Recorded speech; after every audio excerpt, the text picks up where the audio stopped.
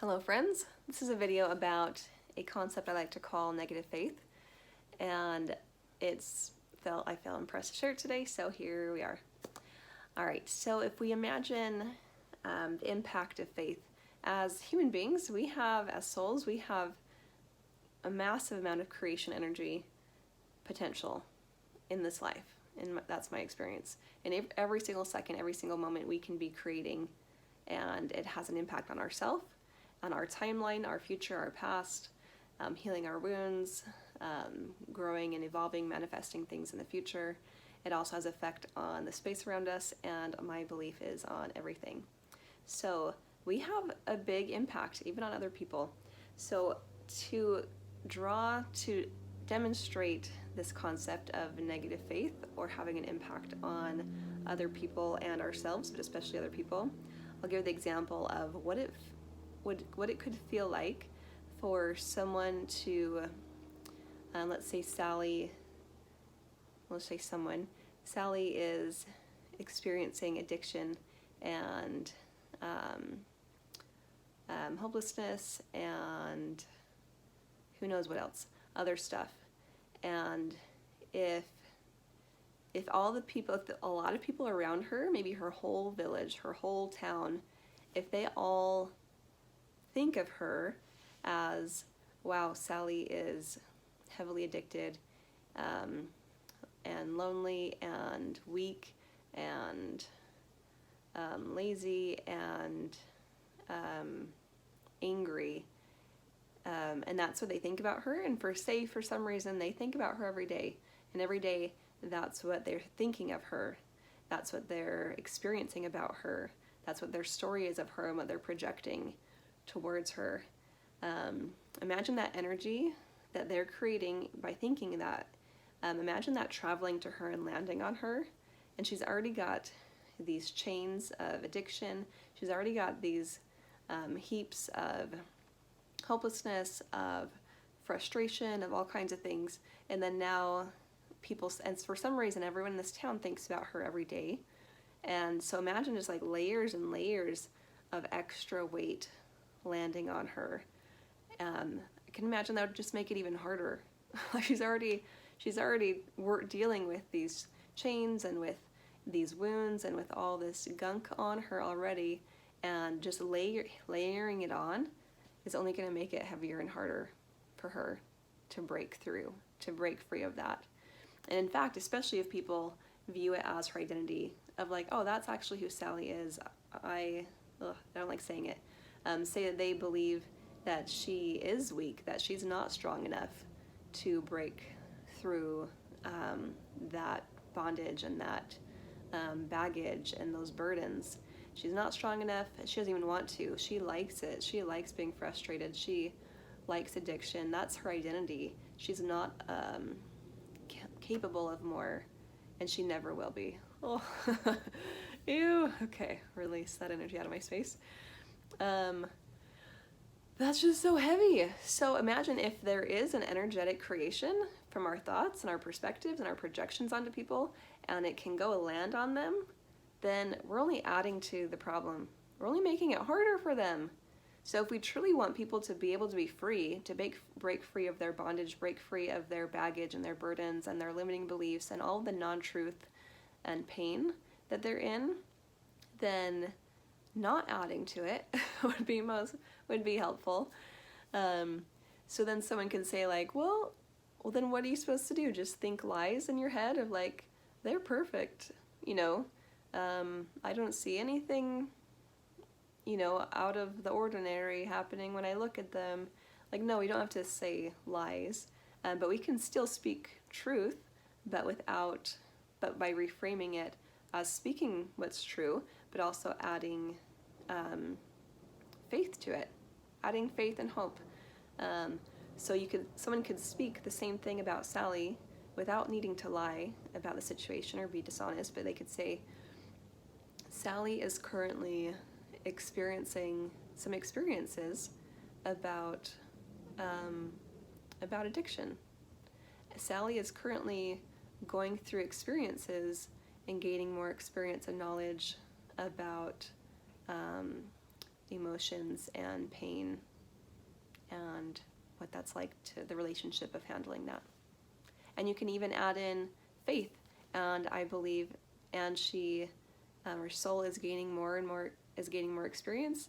And I believe that she can gain all the experience and knowledge that would benefit her soul, and that she can progress on to other lessons. So we can speak objectively about what is existing, but framing it in a way that doesn't identify the experience as their identity, doesn't add our disbelief and doubt energy onto it, and in fact adds our hope and faith onto it. Okay, so now contrast. What if Sally had an entire village who had faith in her and had faith and hope? And for some reason, same thing in this village, everyone tends to think about her every day for some reason.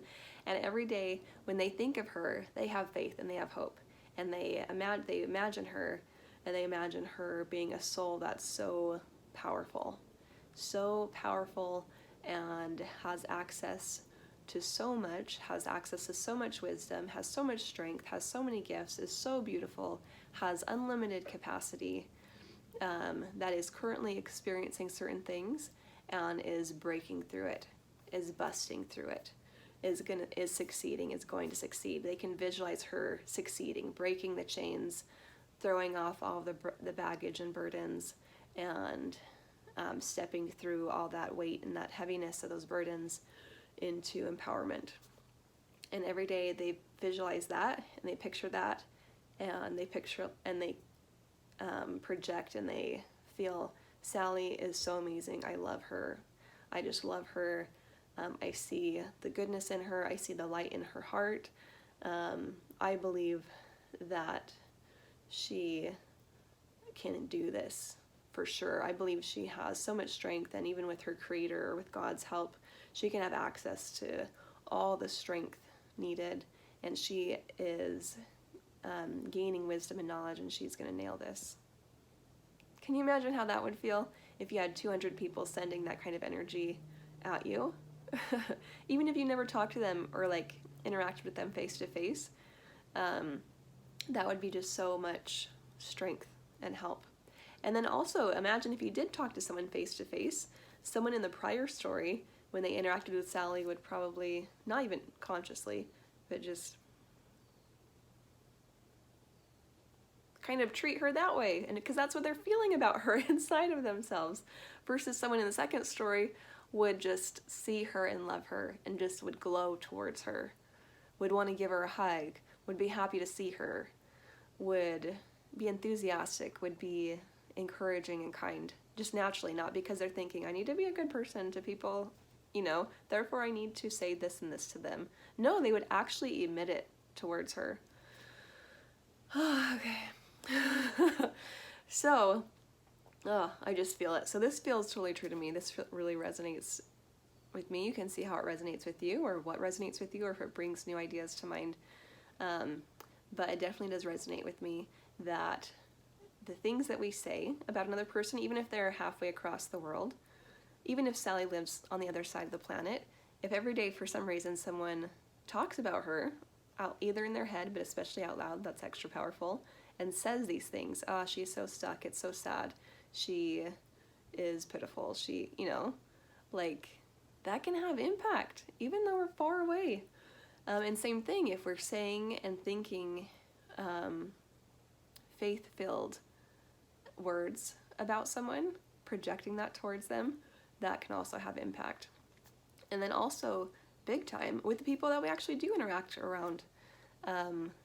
It happens. One example I see a lot is stories among families that we don't let go of like, especially in people experience that there's a regression that can happen when people get together as families.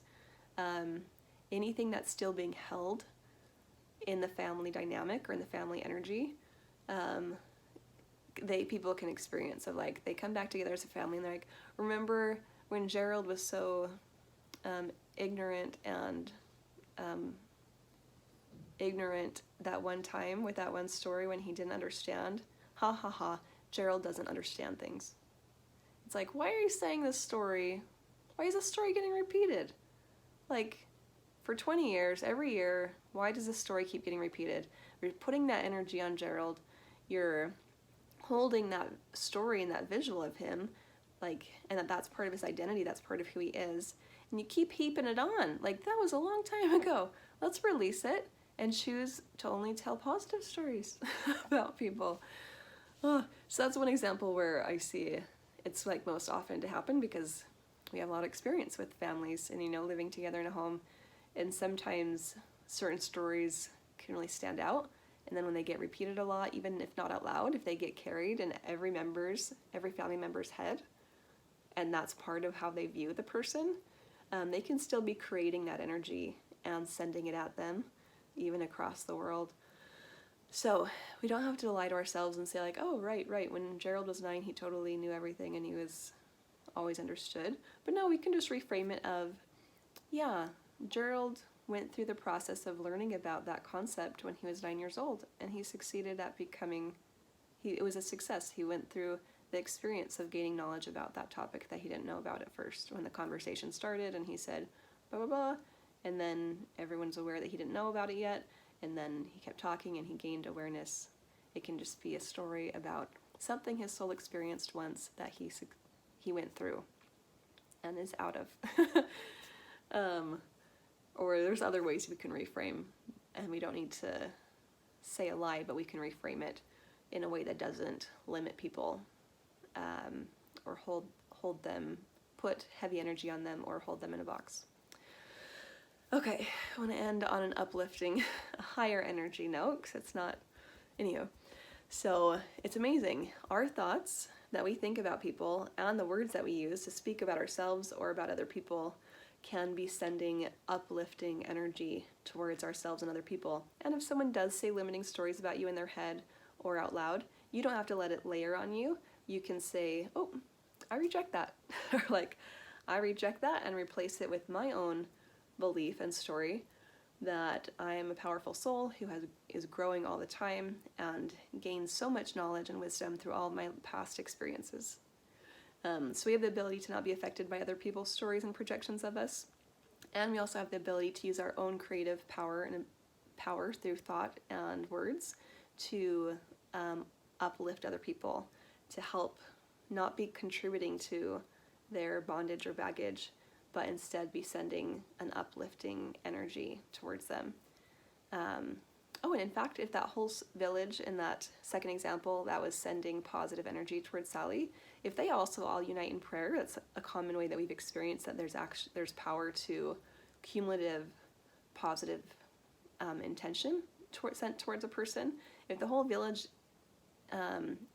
prays for her every day, and even prays for her to have added strength, added courage, added clarity, send divine support to assist her and assist her having the experiences and thoughts and being in the places at the times that will serve her learning her lessons and clearing and releasing her wounds and her baggage and stepping into more and more empowerment, then that's also very powerful to imagine all that added light and strength and help and divine assistance being sent to her because of other people, versus the first story where she only probably was getting heavier from other people's contributions. Okay, so enjoy today.